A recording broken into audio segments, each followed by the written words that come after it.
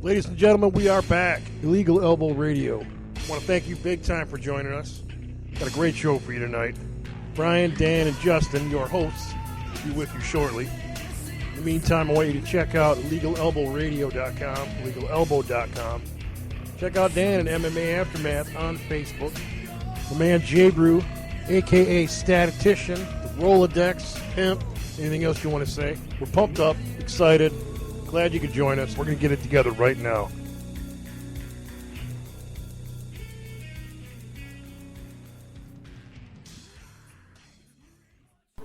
All right, people, we're back, man. Got a stacked show for you guys tonight, man. I tell you, this weekend is going to be one of the biggest weekends, as far as I'm concerned, one of the biggest weekends for me, and probably Dan and Justin myself. Yep. And probably one of the biggest weekends coming up here. Mark Hunt got a new visa. That's right, ladies and gentlemen. Mark Hunt got his visa and will be in town for UFC160 this weekend, taking on JDS. I'm super pumped about that. We're going to get into that in depth. But before that, I just want to throw some hot topics, some good stuff, good nuggets for you guys to search on the internet, see what you think about it. Check it all out. I'm just going to throw you the nugget, and you take it and run with it. Glover Teixeira is looking to make his 19th win in a row against James Tahuna at the same card, Mark Hunt versus JDS, UFC 160. Glover is 3-0 right now in the UFC. He's facing pretty tough competition. I got to wonder, you know what, how far is he going to get past James Tahuna? Because we seen a pretty tough fight when he fought, what's that guy's name, man? The tough boxer guy. Damn it, I'm forgetting his name now. Not Pablo, but Fabio Maldonado. Thanks, dude. But that was a pretty tough. That was a pretty tough. Yeah, that's it, man. Stat Guru. But yeah, that was a pretty tough fight, man. So I'm really kind of interested in how far past Tahuna he's going to get, and we kind of run down that a little bit later as well. Ben Rothwell taking on Brandon Vera, which new heights for Brandon Vera. He's back into the heavyweight division. That fight has been added to UFC 164. Ben Rothwell, Brandon Vera. Could be sick bombs flying, man. Could be a nasty fight, man. I thought it was interesting, though. Joe Lozon versus Michael Johnson, which I think Michael Johnson has got all decks stacked against him. Joe Lozon probably on the feet will probably do better, and probably on the ground will do better. That's taking place UFC Fox Sports 1. Bellator 96 starting to shape up to be a pretty nice card, man. Looking pretty good. I was actually pretty surprised because recently I thought Bellator was kind of a little slacking lately. I don't know, man. Not much in the heavyweight area, not much going on at all. But they pulled it out, and we got Michael Chandler taking on Dave Jansen, which I think Dave Jansen, like Justin said a little while ago when we were talking, Dave Jansen's got his back against the wall completely. It's going to be a tough fight for Dave. Hopefully it's a good war. We can enjoy a good matchup. King Mo taking on Seth Petrozelli.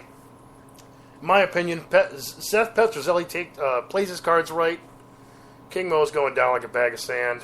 That's what I'm hoping for anyway. But there's no bias. You know, I'm not biased or anything. You know, not at all.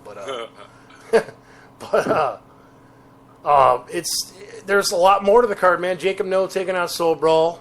You know, Soul Brawl. I hope Jacob Noe ain't too hard of a striker because we know how Soul Brawl is. But Rich Hale taking on Vinicius.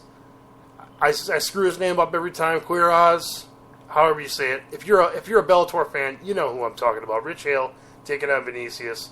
That's going to be a sick fight, in my opinion. If those two guys bring it, and they bring it, there's no ground match. There's no wrestling. No. They're looking to kick each other's fucking faces in, and that's what's going to take place. Damian Maia taking on Josh Koscheck, added to 163. I thought that was interesting because Damian Maia's all over the place. I mean, he's so well-rounded these days. He seems to be really improving with his stand-up. We could see a Koscheck knockout, but anywhere else, it seems like Koscheck might have a hard time, maybe. It's just kind of my initial thought of it. UFC ex-fighter Paul Kelly, convicted of drug trafficking. I'm talking heroin. That's sick, man. Like we talked about earlier, Dan. You know, Dan, you were saying the guy's looking 7 to 20 years, man. It's the guy's up shit's creek without a paddle, man. I mean, it's just not looking good, man. Let me get through the rest of this stuff, and we can discuss it all. Carlos Condit targeting a return for August or September. My initial thought was, my gosh, man, we got to wait so long for this. But you know what? It's really not that bad, man. We're looking like 2-3 months. So it's really not that bad. In other news, Vitor Belfort, everybody's talking about the TRT thing with Vitor Belfort. And one of the journalists that was, kind of standing in the line, looking to talk to him, ask questions, stuff like that, he asked about TRT quite a bit. Vitor basically got a little pissed off, jumped on the defense, and said, "Man, can somebody beat this guy up? Just beat him up." Right, Rage. No. Oh. You're boring, man. I'm not going to talk to you. Talk to my hand. Vitor Belfort comes back, says, "You know what? I'm sorry, man. I shouldn't have reacted that way. I shouldn't have been so 90s." No. Right. It was the 10th time he asked about TRT. And no excuse. I made the wrong call. Here I am. I'm asking my fans and everybody else, for forgiveness. So, which topic's most important to you guys, man? What do you guys want to run down, man? Besides all that, what the hell's going on, guys? Oh, nothing much, man. I'm still stoked up. I'm reeling because, even though I, downed shot after shot of moonshine apple pie and had some sangria, I still managed to watch that main event, and I was astonished because everybody in the fucking room that knew about Vitor Belfort and everybody on Facebook said if Vitor was gonna win, he was gonna knock a motherfucker out with his fists. Yeah, which he'd probably end up doing, but he couldn't have landed another fist after the heel, and the dude still would have been out, in my opinion. And you know what? This, to me, heals and maybe erases the kick to the face from Silva. This kind of says, hey, look what I did. And because that's even though he won, this last fight, it's still, he needed something spectacular like this, in my opinion. And it wasn't a spectacular move, in my opinion. It caught him totally off guard. And it was just, I'm still reeling from it, but I'm looking forward to the heavyweights. We'll get into more of that, but Justin, take it away. Exactly, man. It was like, as soon as the first round was on the edge of my seat, I was like, if Rocco can make it out of this, and then, wham! And you hear, sound like Kenny Florian jumped off of the seat. I was like, what the? And Vitor just killing instinct just into that, and then Rocco didn't know where he was. The crowd was going crazy. I think I seen the mother in the crowd throw her baby up in the air. Everybody was freaking out. Heck yeah. The Brazilians are crazy, man. They are. They know what they're doing, man. Throw Pele up in the air, too. Going there. Speaking of Brazilians, man, fucking... Yeah, that was just a great night. I didn't mean to interrupt, Brian, but I didn't get to see it because I was out at the bonfire, but I did come in for the Belfort because we were having a bonfire and stuff that night, and I came in and watched the Belfort. But what happened with Jacare? Dude, Jacare, man. Jacare basically took the fight to the ground, got it into his world, basically. Put on the triangle choke, the side triangle. What was the move actually called, Justin? Arm triangle. Yeah, arm triangle. Yeah. Steps outside just where his legs need to be. He places his body just in the right position, ties it up. It was done, man. It was Cinches done. it up. Yeah, exactly. Cinches it up. It was a beautiful win, man. It was perfect textbook Jacare performance, man. We were talking about that last show, too, about if Jacare got it into his world, which is jiu-jitsu, it would be over with, but I had no idea it was that dominant. Yeah. Yeah, he did really good, dude. He did really good, and it was like, you know what? he doesn't need to stray away from that anymore, man. He needs to stay in that area. And if he's got to be outside that area, it's good to have good stand up. You know what I mean? Because if he can't get it in his world, he's got to have something in the stand up area. I think he just got maybe a little bit excited about the stand up area. Because he scored a knockout, I think, in maybe the last 5 or so fights that he had. He scored a knockout. He did pretty good. He did really good, and people were like, "Oh, hey, this is new Jacare." But no, man, don't shy away from your bread and butter. Exactly. Don't shy away from your bread and butter, man. I mean, what got you here? Don't shy away from that. Stick with it. And he proved that with that fight, big time, man, big time. He definitely learned too, man. Cause like you said, because I think it was a Tim Kennedy fight where he won the middleweight title. He didn't take that fight at all. That fight was 5 rounds, and Jacare was the one that was keeping on the feet and striking. And then his fight with Rockhold, that's the fight where it bit him right in the butt. Mm-hmm. That's where when he tried to take the fight to the ground, Rockhold kept the fight on feet. And then I know he 2 fights ago he knocked out Derek Brunson on the feet. But it's good to see him using his world-class jiu-jitsu now, choking Kamoze out. Like, he locked on the arm triangle, and then as soon as he hopped over there, 4 seconds later, Kamoze was out. I haven't seen anyone pass out that fast. Yeah, your cousin, man. Your cousin Brunson, he ain't no joke, man. He ain't no joke, dude. It's almost like a fighter like Jacare. Yeah, you might be semi-good at stand-up, but go with what comes natural, what you started with. It's same vice versa for a striker. A striker is going to be good with the feints and the timing and stuff when it comes to striking. That's going to be his wheelhouse. Back to Jacare, same thing. Do what gets you what gets you the fucking wins, man. You're too damn good.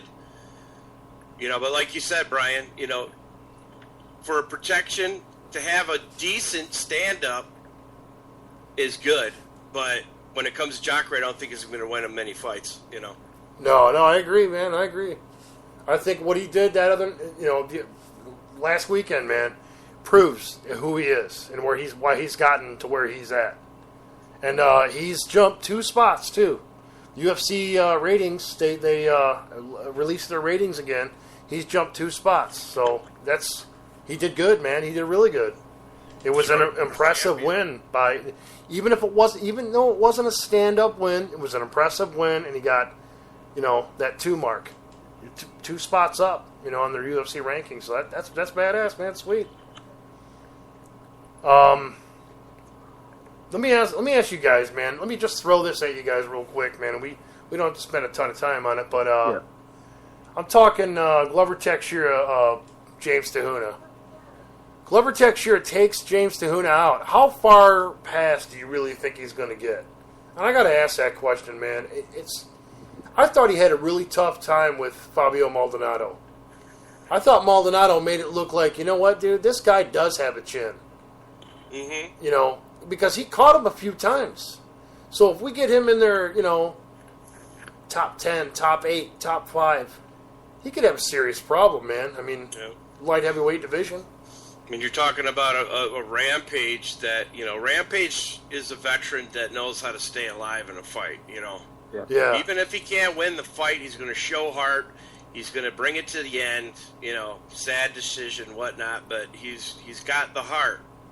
That's if he's even still there. I mean, nobody really knows if he's even still in UFC at this point. Yeah. What I'm just saying is, after Maldonado going to him, No, that's a great fighter to look at. I mean, in history, it's a great fighter to look at. No, I agree, man. I mean, but we're coming upon fighters that you look back, you beat a fucking aging Jackson, who's I could safely say his best days are fucking long behind him. Yeah. Maldonado, great, whatever. But to me, it's anybody could get it. I'm going to go with Teixeira just because of his win streak. To me, fuck. The guy's... We could also say against Maldonado, he had a fucking lackluster... He didn't wake up on the right side of the bed. He had a bad fight, Yeah, could be, man. Could be. I'm going with Teixeira. I really don't know much about the other guy, but from what I've seen at Teixeira, I'm going to go with Teixeira. Yeah, James Tahuna, I think, is an interesting fighter. He's tough. He's tough. He's well-rounded. I think he's a tough striker, good wrestler, and I think there's not a ton above that. So, I mean, if Tahuna is able to get, Teixeira on his back or something for some reason, I don't really, other than ground and pound or anything like that, I don't see it much more happening other than that. So I'm going to get outside the round and a new game plan going in the next round or something like that. But I don't see Tahuna being multifaceted. You know what I mean? He's kind of a, not one-dimensional, but, like I said, he's a good striker, good hard striker, good wrestler. So throw some leather at it, Justin. What do you think, man? Oh, I'm taking the upset on this one. Tahuna. Uh-oh. You think it's Tahuna? The big Tahuna coming in. Dude, I'd love to see it, man. I'm sorry, though. Go ahead, man. Run it down. That's all right. That's all right. I know Glover's a beast, but it's like, even with Tahuna's Tahuna's on like a 4. I think he's on like a 4-3 fight winning streak. In every fight he's improving ever since. He's only lost in the UFC. It was against Alexander Gustafsson by submission 2 years ago. He's been improving ever since then. His strength. Because I actually give him the stand-up advantage against Glover. Because I know Glover hits hard, but Glover's wild. And Tahuna's wild too, but he's straight down the line. I think Tahuna has more power on the feet. We're going to see some trading? Yep. This could be a sick-ass fight, man. And with what you're saying, Justin, about Gustafsson, I think Gustafsson would find a big weakness in Glover, I think. And would probably exploit that, stay on the outside, pepper him with shots. Not let him get too much on the inside if he can. You know what I mean? That's kind of what I see. You have to go with speed on Gus too, man. Fuck. Yeah, Gus is. Yeah, exactly. Dude, he's got the speed, so I can see Gus staying on the outside, peppering with shots on the inside. He's got the reach on him. I mean, as far as I know, he's got the reach on him. It could be a sick ass fight, but I think Teixeira's got a ways to go before he gets a fight with the Gustafsson, Mm-hmm. But like Justin's saying, that new blood, man, Tahuna could come in, that new blood, fucking turning heads if he gets this hit. He gets this win, he's going to turn some fucking heads. Yeah, James Tahuna gets this win. This is big for him because everybody loves this guy. Just like you're saying, Dan, everybody loves this guy because, he's highly regarded in Brazil or whatever. Everybody, oh yeah, Teixeira, he's knockout artist. He'll knock that guy the fuck. His first fight in was a huge knockout, wasn't it? I mean, I don't remember the first fight actually, to be honest with you, but yes, he submitted Kyle Kingsbury at UFC 146. He beat the ever-loving shit out of him though before he did it. He did. Yeah, that was a sick ass. It yeah, was. I've never seen Kingsbury get his ass beat like that before. So that was like. It was like the absolute positive opposite of UFC jitters. It was like UFC cojones or something. I mean, he came in there with Mark. Yeah, he came in there double pumped up and ready to go, and obviously the guy's got some experience under his belt. I mean, obviously we're seeing his 19th win. If he wins this fight, this is his 19th win. So he's not without. Obviously, we're talking about competition they face, but he's not a Shane Carwin. He's not a Cain Velasquez that is still new in the game when they get to UFC. He's a seasoned veteran already in the UFC. I mean, I hate to put it that way, but it's the truth, man. Really, he's already faced a lot of competition, and he knows what he's doing already. Even though he has fought a tough fight with Fabio Maldonado, he did win it, and. Mm-hmm. Yep. And he's a seasoned vet, still coming in on a rising career. Tahuna's got that loss to Gus too. We have to remember. Yep. True, man. True.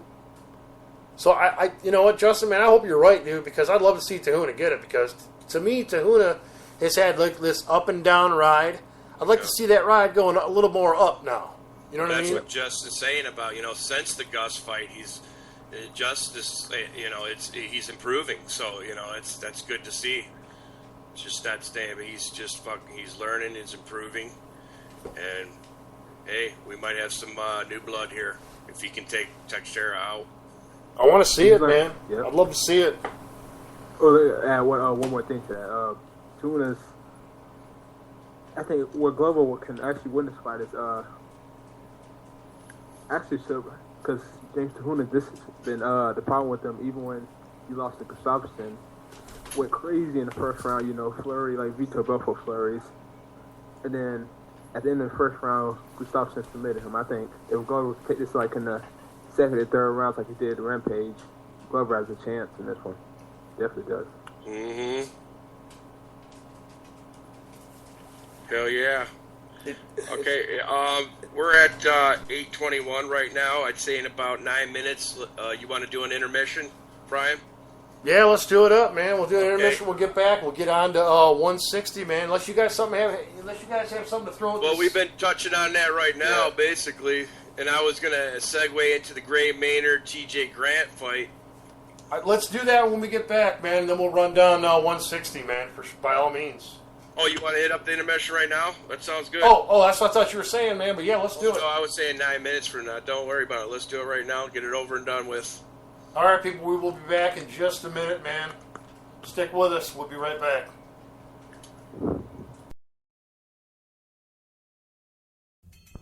All right, people. We're taking a quick break here, man. We will be right back. But meantime, I want to give you a little history. Dan and myself, way back in the day, we've always gotten into a lot of boxing matches. You know, heavyweight boxing, stuff like that. Evander Holyfield, Mike Tyson. You know, those kind of fights. We always look forward to. You know, big guys, big heavyweight guys going at it. Thus, you know, why my homepage, illegalevelradio.com, is kind of, I call it the home for heavyweights. So, you know, 93, 94, Dan and I really started getting into UFC, man. We saw some of the first tournaments and stuff like that way back when, and we were hooked dead to rights, man. So we started really getting into it, and started doing the show about 4 years ago. Here we are, 2013, kicking ass, still doing it. So, but we will be back shortly, man. So hang out and pull up a chair, grab a cigarette, grab whatever you're drinking, man. And here's a toast. We shall be back in just a minute.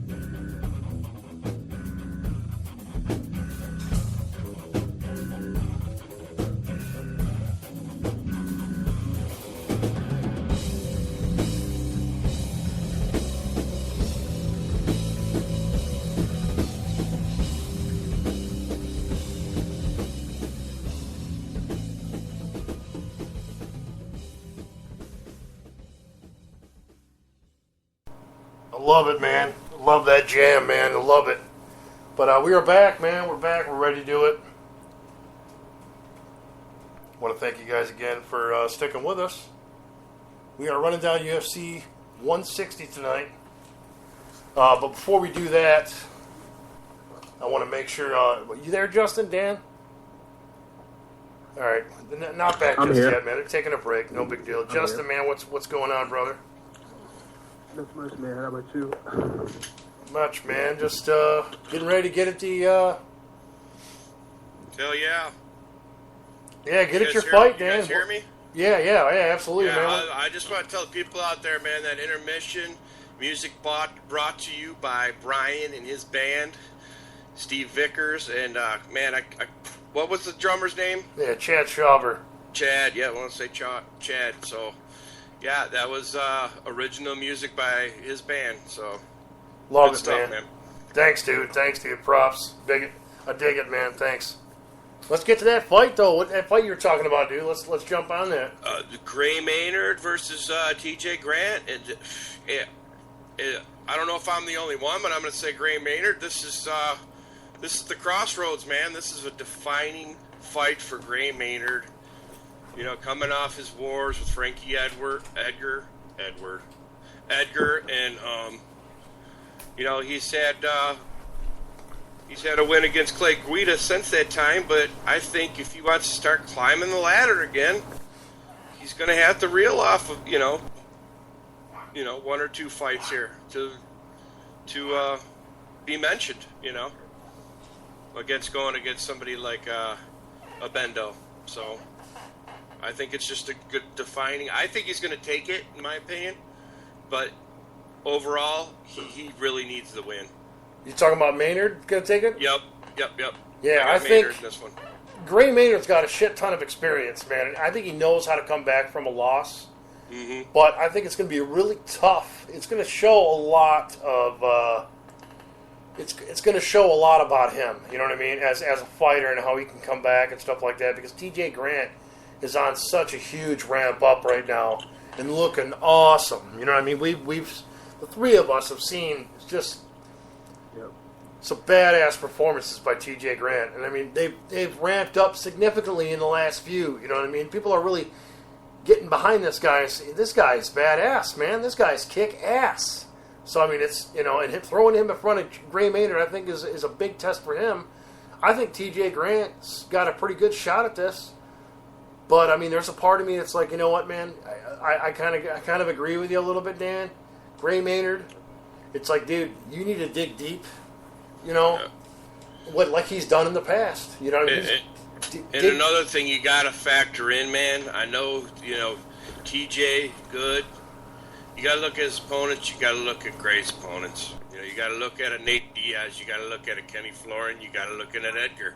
You got to look at a Guida. Yeah, the leveling. Yeah, and like the you level said, where he's everybody's got a at. shit ton of experience, man. Yeah.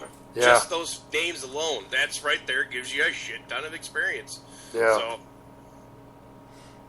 I mean, we see a lot of fights like that where it's like, there's a guy that is on much more of a level than the next guy, and it's like, whatever, 7-8 times out of 10, the guy with the better level that we're thinking has the better level usually wins. But it's like every now and then that guy like TJ Grant comes in here and does what he's been doing and has the perfect game plan for Gray Maynard. Not saying that he'll beat Gray Maynard every single time and have his number every day, but pulled the game plan off just right. You know what I mean? I think it's a damn good shot it could happen. But as seasoned as Gray is, and with game plans that they've worked out before, I think it's a damn good shot. I would obviously steer a little more in a Gray Maynard area, but to see TJ Grant get this, it seems like I'm always for the what do you call it? The underdog. I'm always for the underdog kind of a deal. And you know what? It'll put, even though he's got more fights than Gray, it'll put him in a Gray Maynard situation where, hey, even if he does lose, I fought a Gray Maynard. I went against the Gray Maynard, and right there is just like Gray Maynard went against an Edgar and all the rest of the guys. That cage experience against the better, rankings of fighters. Yeah, I went in there and I beat a guy that was in there competing with the top. I mean, the absolute top. It's not even it's so much far better than a gatekeeper status. But you know what? We've seen it this way too, man. Guys in the Gray Maynard status where he's not looking that great comes in with a TJ Grant that's looking awesome and totally nullifies everything he's doing. I mean, we've seen it happen. I mean, so it's so hard to call because, I mean, you're talking about two really good wrestlers, two all-around good guys. They're good in stand-up, good in the groundwork. It's a tough fight, man. Just throw some shit on it. Throw some salt and pepper on it, Justin, man. What do you think? Man, I feel like I'm taking underdogs, but I'm picking Grant on this one.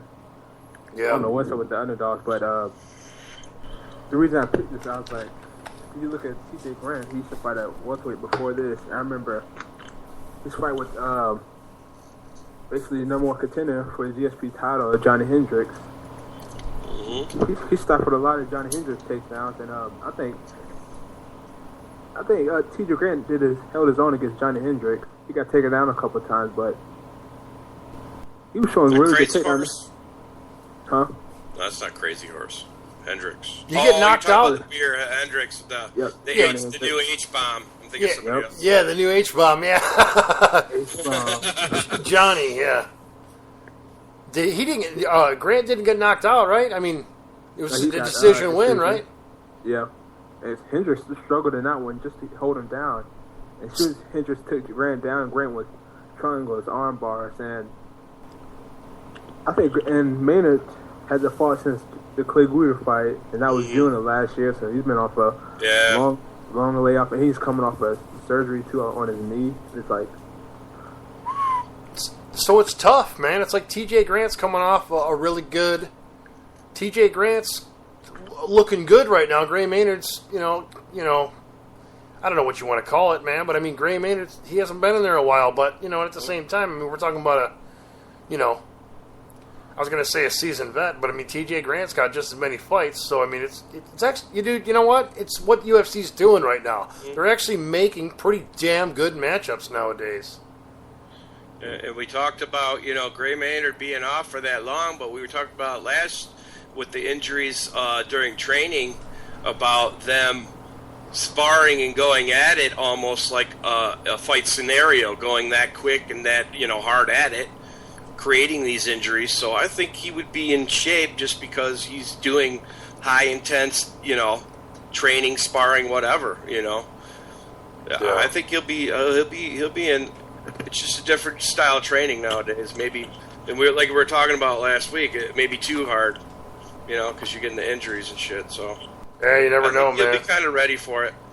But like Justice said, with that knee injury, you know, to move that quick in this division, that's the first thing we're going to look for in the first round is how that fucking knee is going to hold up, and is fucking Grant going to target that motherfucker?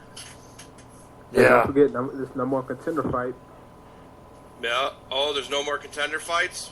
Oh, this winner of this fight gets a shot at Ben Henderson. Oh, okay. Oh, the winner of this fight gets a shot at Ben Henderson, is this a 5-rounder? What is this at? I don't think it's the main event. So I don't think. No, it's not a 5-rounder. Oh. Yeah, if you're a main event or a co-main event, you get the 5-round deal. I'm all confused. I just thought if you were going up against. If you win and you go against the belt, I thought it was an automatic fucking 5-rounder. Oh, no. I mean, that's perfectly good reason to think that, too, because usually that case, it's a co-main event. You know what I mean? It makes sense. But, yeah, if you guys are ready, man, let's fucking... You know, before we get to if you want to go to the main event, bro, I would just like to touch on one more fight. And this is a definite crossroads. Dude, there's a whole bunch of fights we didn't get to yet. And this is a definite crossroad for the Cowboy after the loss against Anthony Pettis. Yeah, jeez. He needs to come out and he needs to do good, because you can't just fucking win one, you know, or win two, lose one. He's got to fucking go on a streak.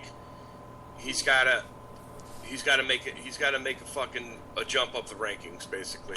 He's got a nasty loss to Nate Diaz and a nasty loss to Anthony Pettis, dude. That says a lot. It's like, dude, you know what? You need to forget about striking for a while or something. It's like, either forget about striking for a while and get yourself a win, or double up on striking and figure out why you're getting your ass whipped by these guys that are so much better at striking than you are. I mean, figure something out, because, you know... Their jabs or kicks can be better. Yeah. I mean, establish some kind of a jab, because Nate Diaz was maybe had a little bit more reach on him, but I don't... You know, I think that was all experience, in my opinion. Nate Diaz has been out there a little bit more, you know, probably trains a little bit more. He had the timing on him. Had the timing down. No, has a really good knowledge of timing. You know, I think Cerrone is really, really good, and when he gets in there with somebody that doesn't know about timing and doesn't really, you know, doesn't have that grasp of that kind of training, he has a hard time. Mm-hmm. You know what I mean? Well, I mean, vice versa, actually. If he gets in there with somebody that doesn't know a lot about timing and all that kind of a thing, he has an easy time and just beats the living crap out of him and just makes it a show out of it.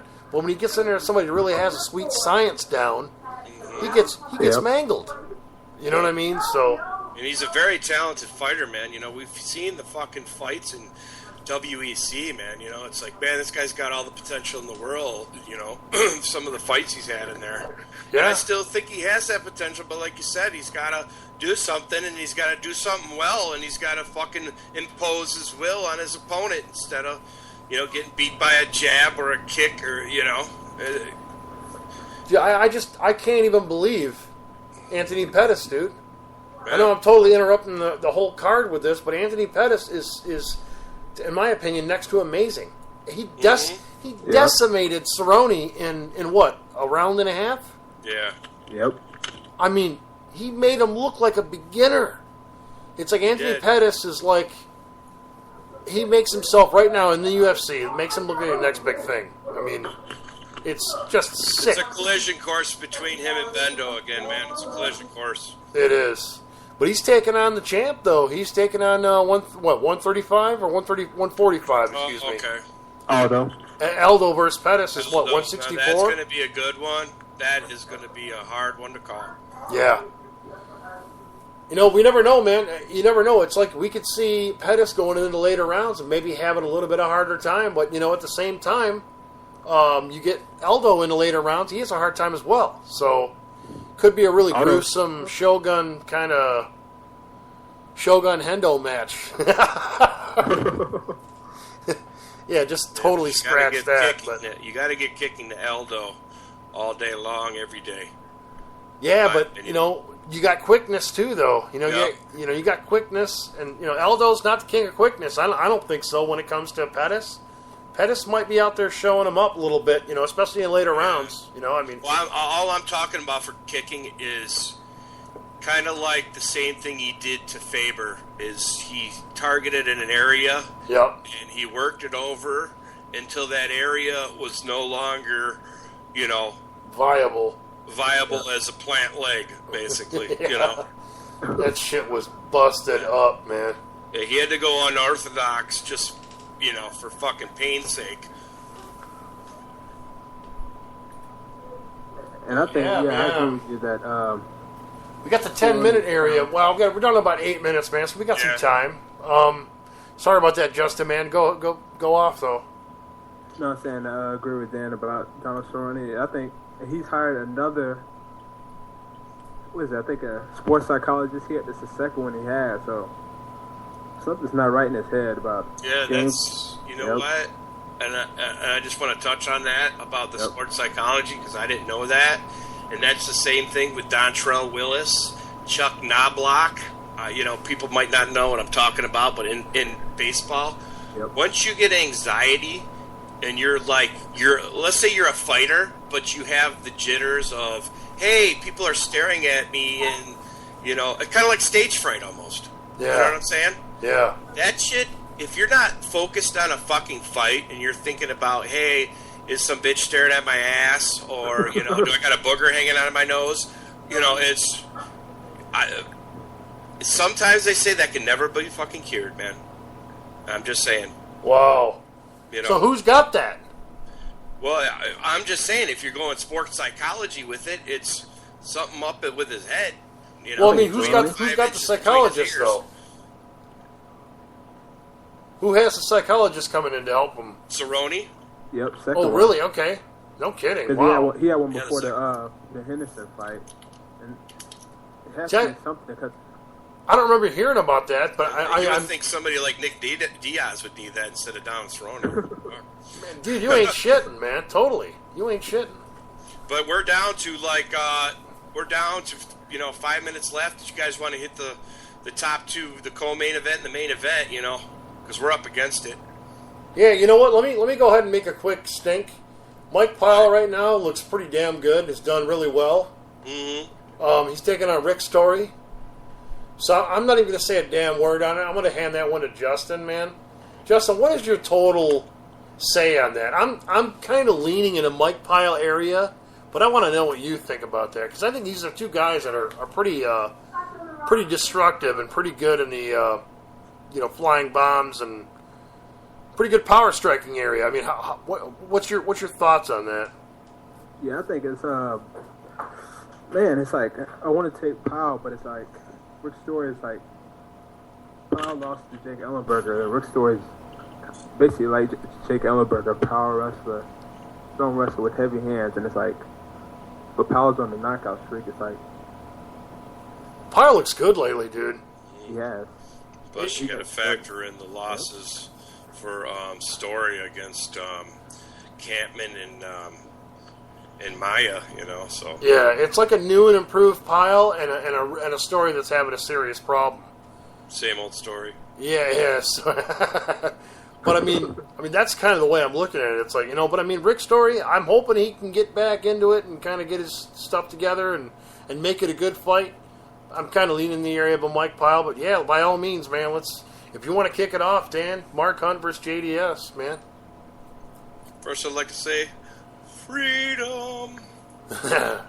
That's what Mark Hunt's screaming, and they got smart over there in New Zealand, and they cleared it, and they're like, it's whatever happened. I don't know if you got a temporary or whatever the hell, but I heard the headings. I seen the headings from Dave Blaine, and I was like, hell yeah, just like you guys were. It's the best thing you've heard in a long fucking time. Yeah. And now World War III can commence, because I'm not missing that fucking fight for anything, and I'll have a seat. I'll have a seat long before that. I'm going to fucking be sitting down an hour before it even happens so I can guard my seat. Nobody's going to take it because I want a front row fucking seat to this one. Yeah, dude. Totally, man. I totally hear that, dude. I'll tell you what. I'm going to speak for the both of us on this one. No offense, but, dude, this is our main event. Mm-hmm. This is my and Dan's main event. Big time. I love the main event, but this is my real main event. 20 years in the making. Yeah. Mark Hunt taking out JDS is the cream of the crop right here. This is the fight I've wanted to see for a long time. I've watched JDS since 2008 in UFC, and I thought this guy is the next big thing, and he's proved to be that until Cain Velasquez got his second chance. We've done breakdown shows on it. We've done shows on that since 2000, like I said, late 2008, early 2009. We've been talking about Junior Santos is the next big thing and will be the heavyweight champion. And all the way up until the Cain Velasquez smearing and smothering and beating down and everything else, I didn't see it coming, man. And you know what? I got a newfound respect for Cain Velasquez. But I'm telling you right now, man, I think if JDS is not, if JDS blows his fucking wad in the first round, the first two rounds, and lets it go in the third, he's in deep shit. Because Mark Hunt is, we've all said it, and JDS needs to prepare for this too. Mark Hunt is a demon in the third round. It's like he has this, it's like he saves himself for the third round. Hey, I'm gonna go ahead and let a little bit go here in the first, here a little bit in the second, but if I'm not able to pull it off, I'm gonna fucking let it go in the third. And warrior status. Warrior status. Years ago, and now that he's in this fight, I see him going over and above, because honestly he has to. He's got to go over and above in training to do his best to improve on everything he's done. I wouldn't even say stepping too far outside of what he's done, but just improve that much on everything he's done thus far to take out a JDS. Because where have we seen JDS on his back? What has he done on his back besides nothing? Nothing. He's done nothing. I mean, and I'm not ragging on the guy. I'm a huge fan of the guy. I always will be. Because I like him. I think he was a great champion. I saw him coming up, and that's I'll always be a fan of the guy. But you know what? When you get him on his back and get him a little leery of what's going on, a little lightheaded, whatever you want to call it.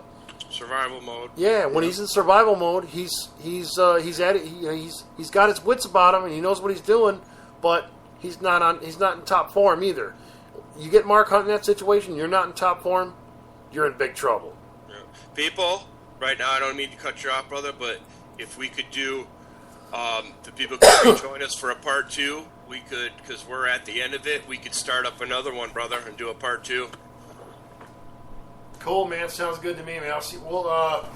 We'll be back. We're going to duck out of here, man. We're going to go a little further into this card, man. We'll see you back here, people. Thanks a lot, man.